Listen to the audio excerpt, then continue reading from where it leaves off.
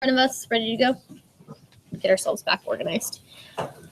So on our FRQ, if we're looking at number 1A, I know you guys specifically asked for 1B, but we kind of have to do A in order to do B because you have to have the equilibrium expression.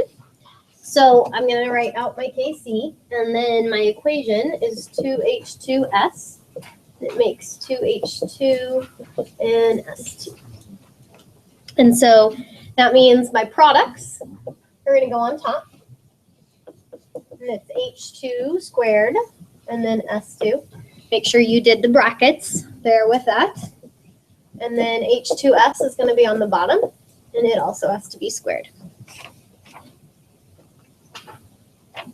Questions on that?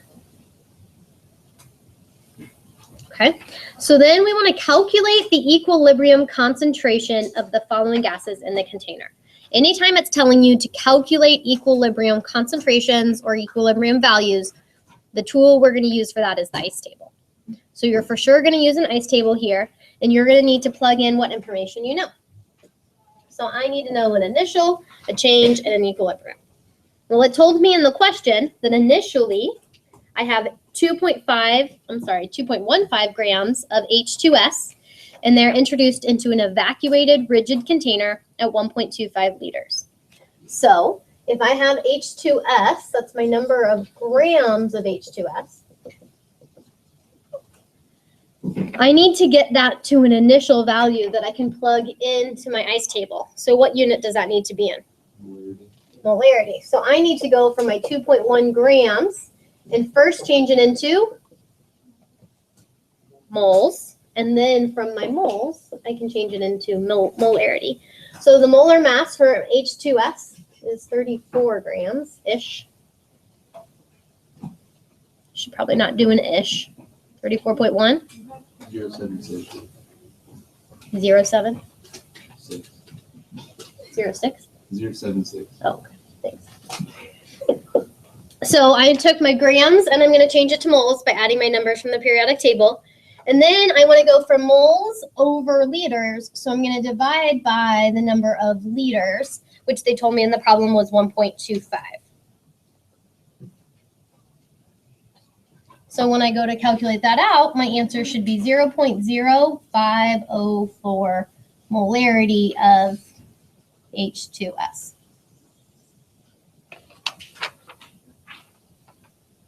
So far, so good.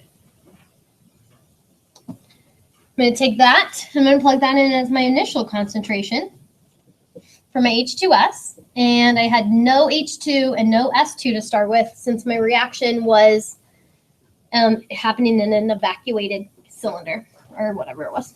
And so then in order for that reaction to occur, I'm going to lose some amount from my reactant side, and I have to double that amount because there's two H2S's.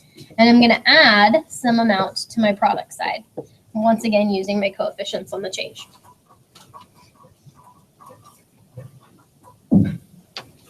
So then if I simplify this down, minus 2x, 2x, and x.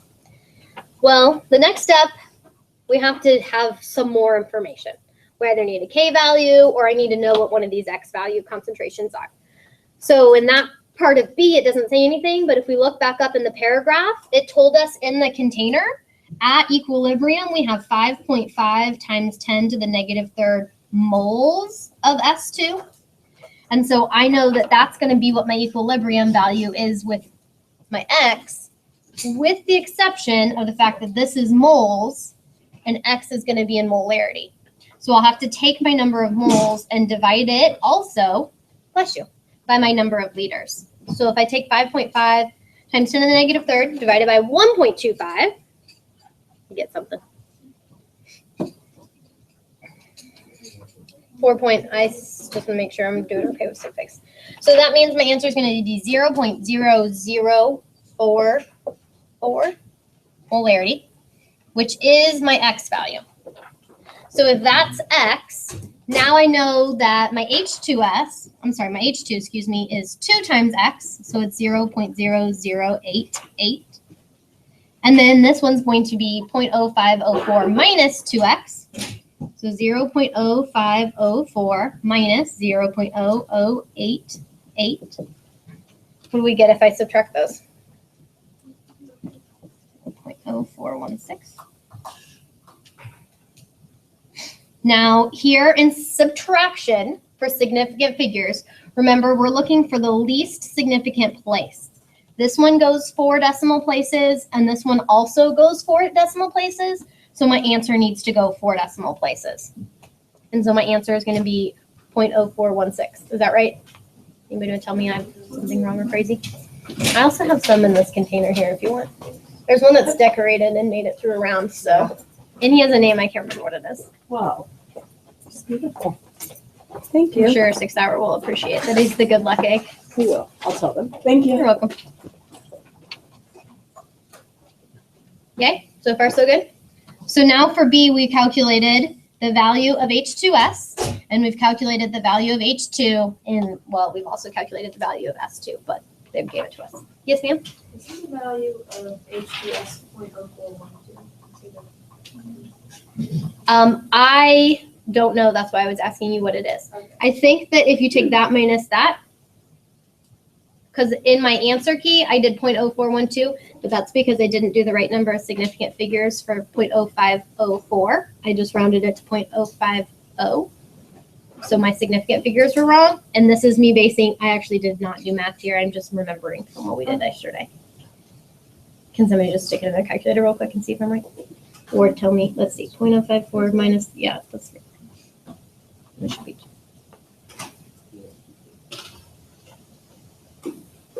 So far, so good? Okay. So that's B. You guys want me to do anything else with 1 from the FRQ?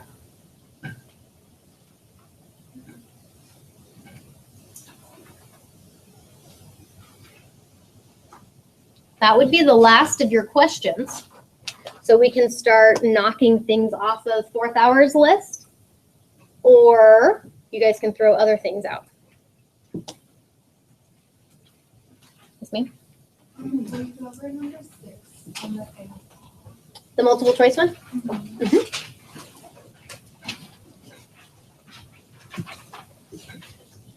Okay, let's do a quick little vote for the rest of them. And I was just going to say, so we're going to do number 6 on the multiple choice on the AFL. Do that one, no problem. And so the rest of these, we did, I have not worked out Le Chatelier's principle number 1. They still had a question about that. The backside of pressure and gases, this is going to be plugging in pressure values into an equilibrium to solve for equilibrium constant. Number 2 on the AFL, they wanted to do the whole one from the FRQ.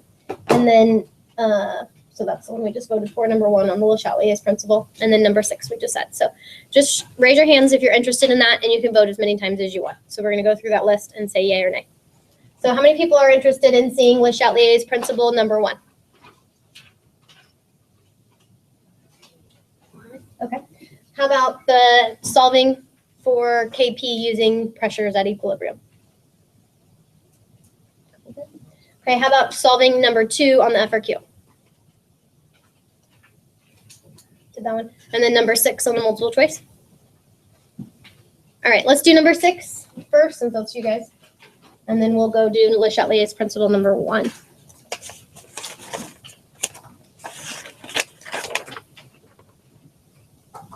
Oh, we did do a problem like this 4th hour. It's the one from the practice instead of this one, but it's the same problem we did during 4th hour. Do you have any rings stands like that? Probably all ones that are attached to rings. Is that going to bother you? Because you can take them off of the rings. Okay, if you go straight back under the sink, right kind of behind where that card is, I think that's where my ring stand is with rings attached.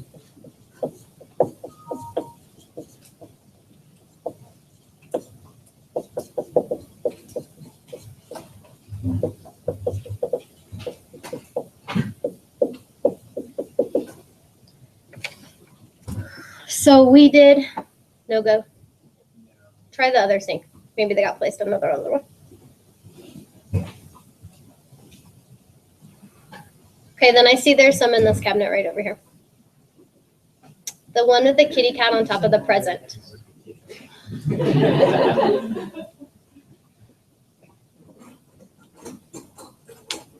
All right, so number 6, we want to figure out what we can do to increase the concentration of bromine. So our bromine ion is here on the reactant side. So what that means is I want to shift my reaction to the left. So one of the things that I told you is remember that anytime we're going to add something, that causes us to shift away from the thing that we're adding. Is that good? Okay. If we're going to remove something, we're going to shift toward the thing that we're removing.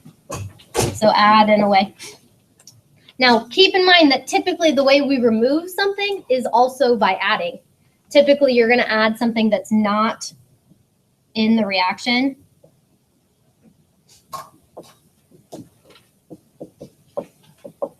And so that causes it to remove something that is in the reaction. So keep that in mind. All right, so adding a catalyst is your first answer option. And we know adding a catalyst, like we said at the very beginning, is never going to change your equilibrium position. So adding a catalyst is not going to be your answer if we're looking at how to shift your setup. I'm going to come back to B because you know that's the right answer. C says decreasing the concentration of OH. An example of how we could decrease the concentration of OH is on E, adding your Ca+2 ion. So if I add Ca+2, it forms CaOH. And so those guys are going to form a reaction, and that's going to make OH leave the reaction. So I get CaOH2. I will have less OH than I had at equilibrium. So that's created a stress. Where did that stress go? Is it on the product side or the reactant side? I stressed the product side by removing some of my OH. When we remove something, we're going to shift towards that. So that would cause, this removal of that is going to cause me to shift right, which means I'm going to take my reactants, put them together, and turn them into products. So my reactants will go down and the product side will go up. So C and E cannot be the right answer because that's shifting the opposite way we want. And it's also unlikely they're the right answer because they are the same thing. Just different ways of saying the same thing. Increasing the mass of Ti. So if that went up, we're actually also going to shift it away, but this is a solid. So it's not going to be involved because it's in the solids are never involved in your equilibrium. It's always going to be the mass ratio stays the same. So anytime you're dealing with a solid, you would ignore it from your equilibrium setup. Calculations, dealing with position movement, any of that stuff. You just ignore solids altogether. But even if it weren't a solid and you didn't realize that, anytime you add something, you have to shift away from it. So it's still going to be making more of your products and using up your bromine to do that. So before I talk about why decreasing the temperature is the right answer, questions on those things?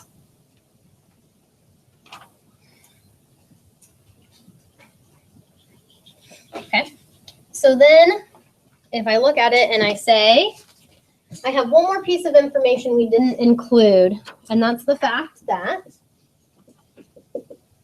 delta H is going to be greater than 0. So that tells me that delta H is what? Positive. So is my reaction endothermic or exothermic? Endothermic. And if it's endothermic, then that means energy works with which part of the reactant? The reactants or the products? The reactants. So I'm going to envision this as energy on this side, which means when energy is present, these react more readily. When energy is missing, then these are going to react more readily. So kind of it does the opposite. So if I decrease the temperature, I'm removing something from the reactant side. I've decreased the temperature, so I'm removing something here. So my reaction is now stressed on the reactant side. To undo that stress, it's going to shift towards the reactants to replace that lost energy. So it's going to make more energy by breaking these guys apart. And when it does that, it's also going to make more of everything else. So my products will go up while my reactants go down, which means I'm increasing my Br minus. Did I say that backwards? I'm sorry. I meant my reactants go up, but my products go down. I think I said that because I wrote it the wrong way. But I wrote it below what I was trying to say, so sorry. So if we shift backwards, my reactants go up, my products go down. I said that first. So far, so good? Questions? This would be a great opportunity to clarify or ask things or anything like that. Yes, Kelsey. Can you just like explain again why temperature affects it? Sure thing. So why anything or why it affected this one? Why temperature? So because we had we have a positive value. So energy works with my reactants. So energy allows these to react together. Now, if I decrease that energy, I'm removing the energy from the reactant side. So I need to replace that lost energy. And so the reaction is going to shift in reverse to replace the lost energy.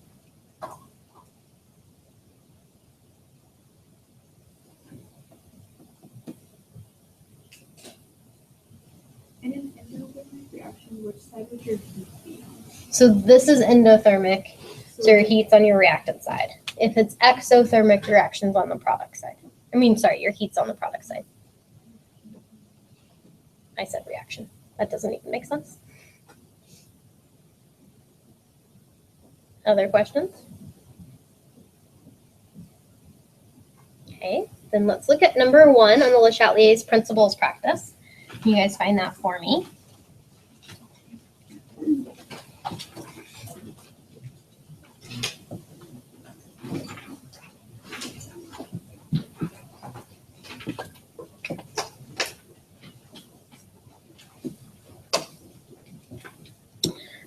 So on number 1, you have a problem.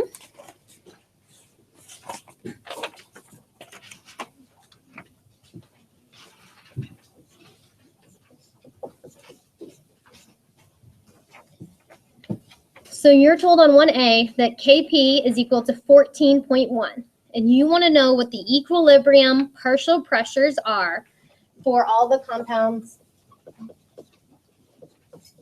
except for carbon.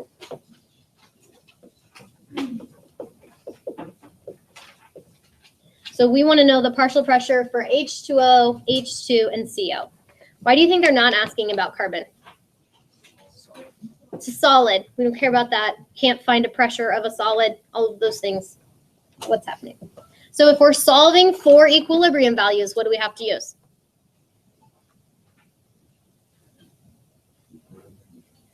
Okay, so I have to have an equilibrium expression. So I'm going to do Kp, since that's what they gave me was a Kp. The pressure of CO times the pressure of H2 divided by the pressure of H2O. Make sure you don't put the carbon in there because it's a solid, so that doesn't go in our equilibrium expression. And if I'm solving for equilibrium values, what else do I need to use? My ice table. Great. I don't have to deal with anything with the solid, so I'm going to ignore that. And I need to plug in my initial concentrations. Initially, do I know any of my pressures? Bless you.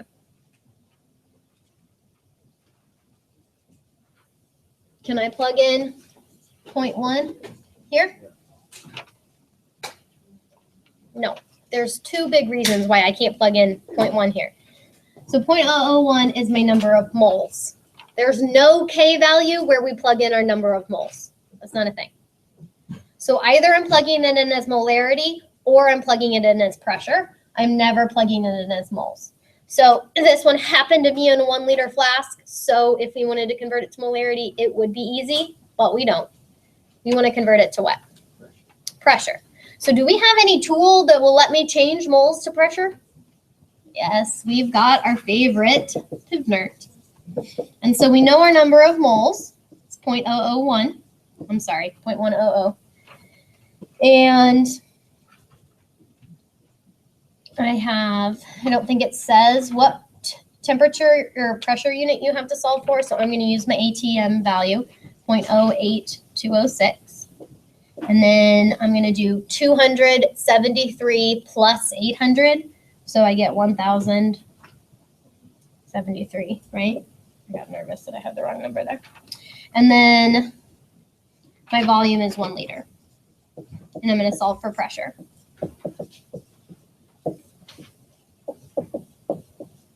So when I get that, my pressure is equal to 8 something, right? 8.81. And that's going to be in atmospheres because I used the 0.08206. So we want to make sure that you match your units. That's what's important. 8.81 atmospheres. And I have 0 carbon monoxide and hydrogen to start with because it all went into an evacuated container. And so then I'm going to lose some amount of water, and I'm going to add a different amount of CO and H2. And so I can set it up to find my ice table. Since they gave us the Kp value,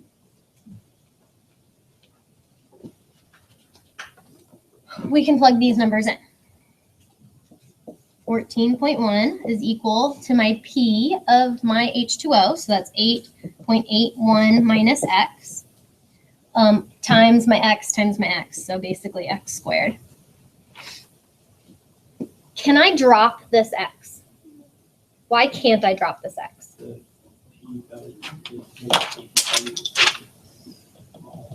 Yeah, those two numbers are really close together.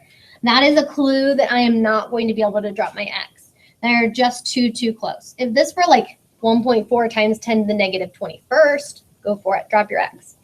But this instance we can't, so we're gonna have to solve and use the quadratic formula. You guys need me to show you that, or can we just go with we did that?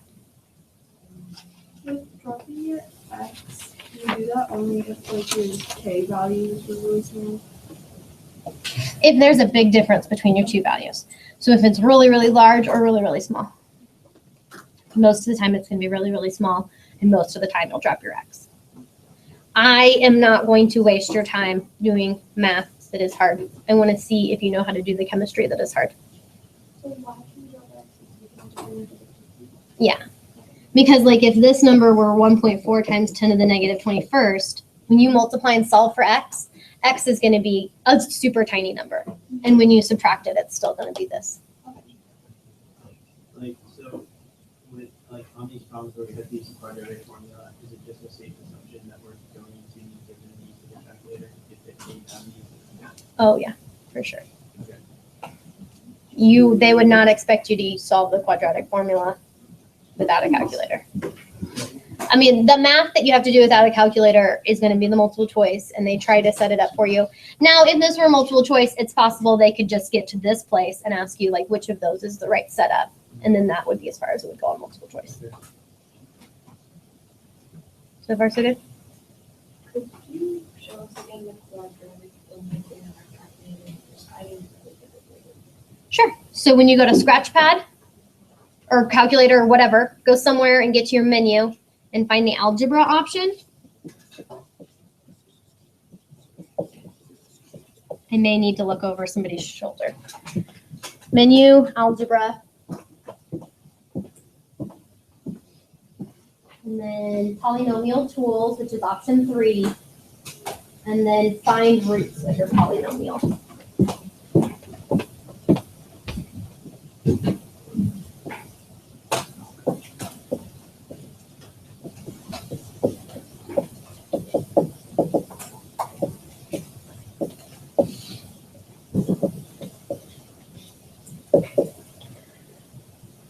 And then it's 2 and real. Okay, so then if we solve this out, so you end up taking 14.1 times 18.1 minus x is equal to x2. Then you move your x2 to the other side since it's subtraction, multiply everything else around. And so x squared plus 14.1x minus 124 equals 0. So you would change this around to get to that. It was negative, but then I switched my other two signs to make it positive.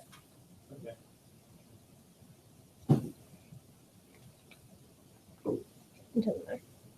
Okay, so this would be A, and then B, and then C. Or in the way yours is written, it's like A initial, A1, and A2 or something like that. Those would be your A values. So you would plug in like 1 for A, 14.1, and then negative 124.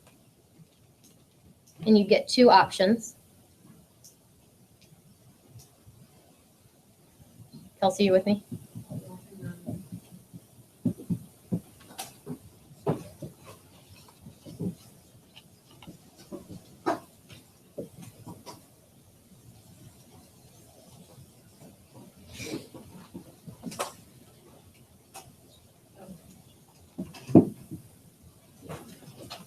Yeah?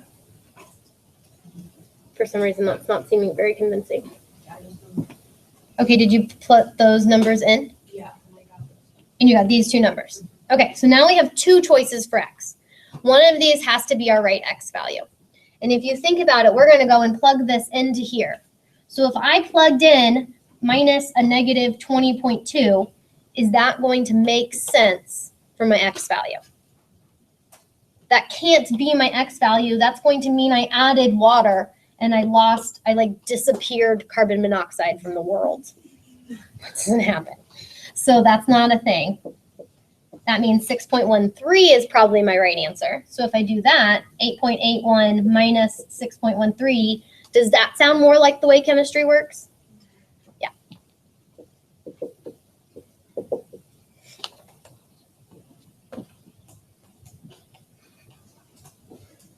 Good. Super. Great. That's not cool. What's the law? So now I've got my pressures. I don't remember. Are we working through this whole problem? Yes, we are.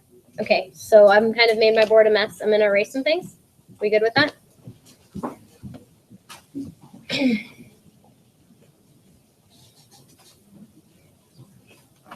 So 1B.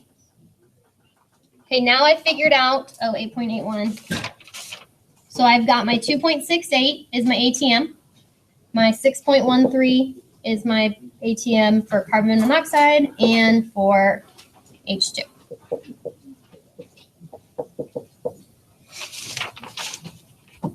B asks, how much would be the carbon? Okay, so now we have our equilibrium amounts. We can take any one of these and just use regular stoichiometry to convert to grams of carbon. It doesn't matter which one you use.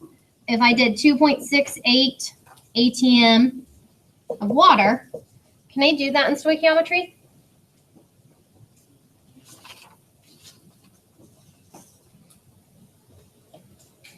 No. What do I need to do first? I'm going to have to switch that to moles.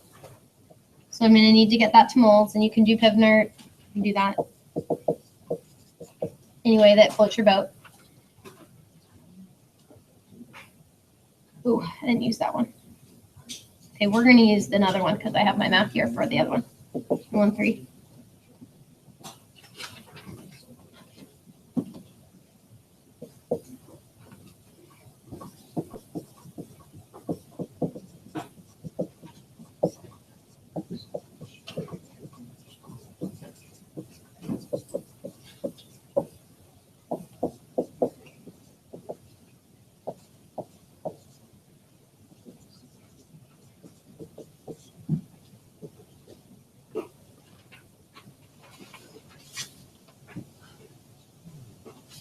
Okay, so then I've got my number of moles of CO. It could be moles of H2, either way. And so then I have, in my ratio, I have 1 mole of CO for every 1 mole of carbon. And then on the periodic table, I have for every 1 mole of carbon, 12.01 grams of carbon. So that would just be stoichiometry that lets me convert my actual amount over. And so I get 0.836 grams of carbon. It's what I should have at equilibrium. You see that okay? Questions on what I did or why I did it?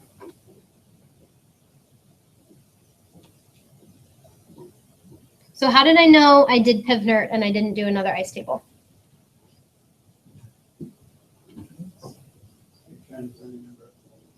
Okay, so number of moles is a good thing to do. Because I've got a pressure, I can convert it to moles. That's an easy way to go about doing it. I already did an ice table. It's a good clue. I probably don't have to do another one. Plus, I'm not, carbon's a solid, so an ice table is never going to help me out with the solid. All right, well then let's look at C. So for C, we're going to go back to this part of the problem. And on number C, it asks me the total pressure at equilibrium. Well, I know all of the partial pressures at equilibrium. I know that this pressure, that pressure, and that pressure are all together in the same container. So my total pressure is just going to be the sum of all of those. 2.68 plus 6.13 plus 6.13.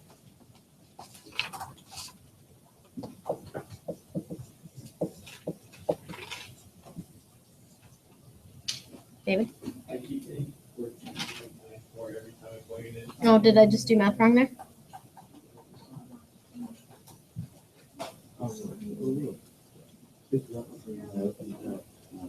Cool.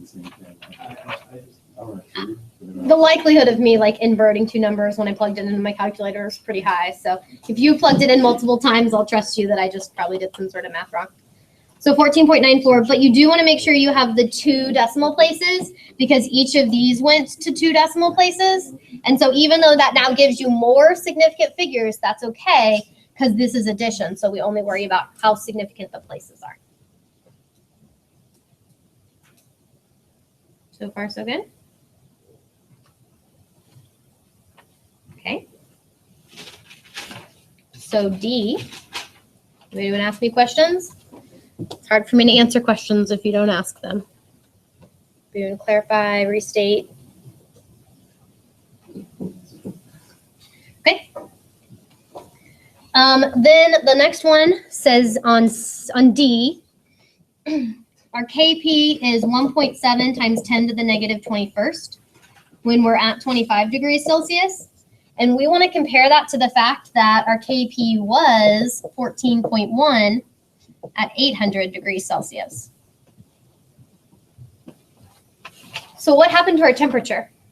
Okay, so if our temperature went down, what happened to our K value?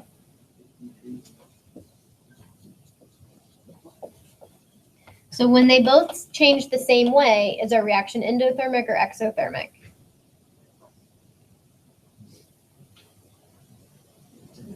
Endothermic.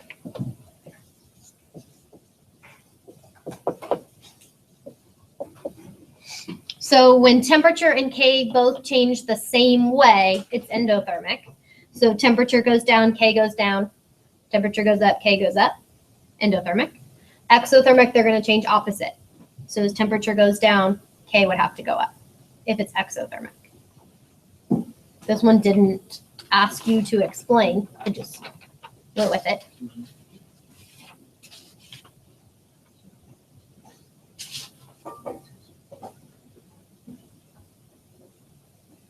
Okay. So then the last question says to produce the maximum amount of CO and H2, which are on the product side. So the goal is essentially we want to shift it as far right as we can. We can do as much as we can to make our reaction make as much CO and H2. So to shift it to the right, would we want pressure to go up or to go down?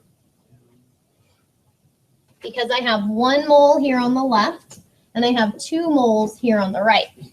So when you want to increase your pressure, you need to shift it to the side that you have more space. If you have to increase your number of moles, you want to shift to the side where you have more moles. So you would decrease your volume and decrease, I'm sorry, lying to you. Decrease your pressure, sorry, increase your volume.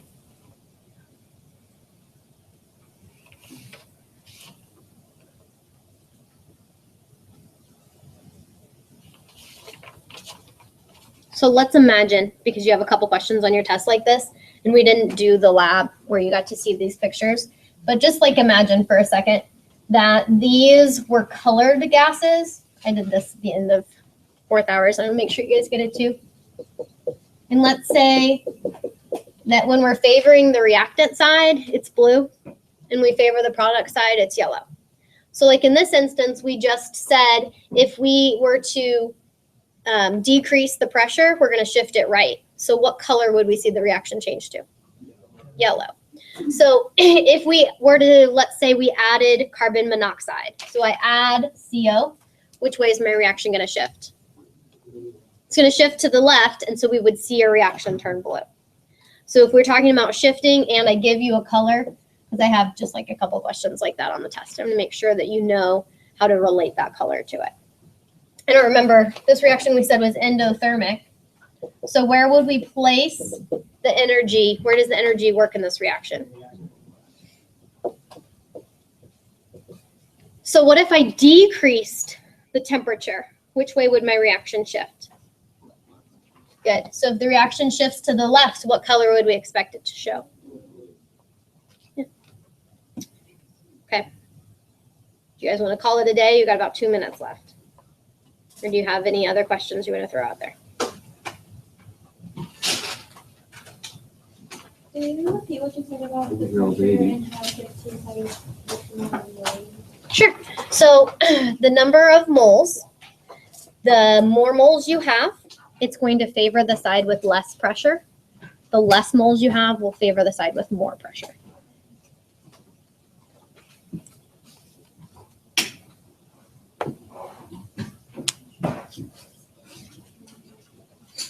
So more moles will make more pressure. So if you have less pressure, then it's going to shift to the side with more moles. Because it's basically accounting for that less pressure that you've like lost pressure. So you have to make more moles to replace that pressure.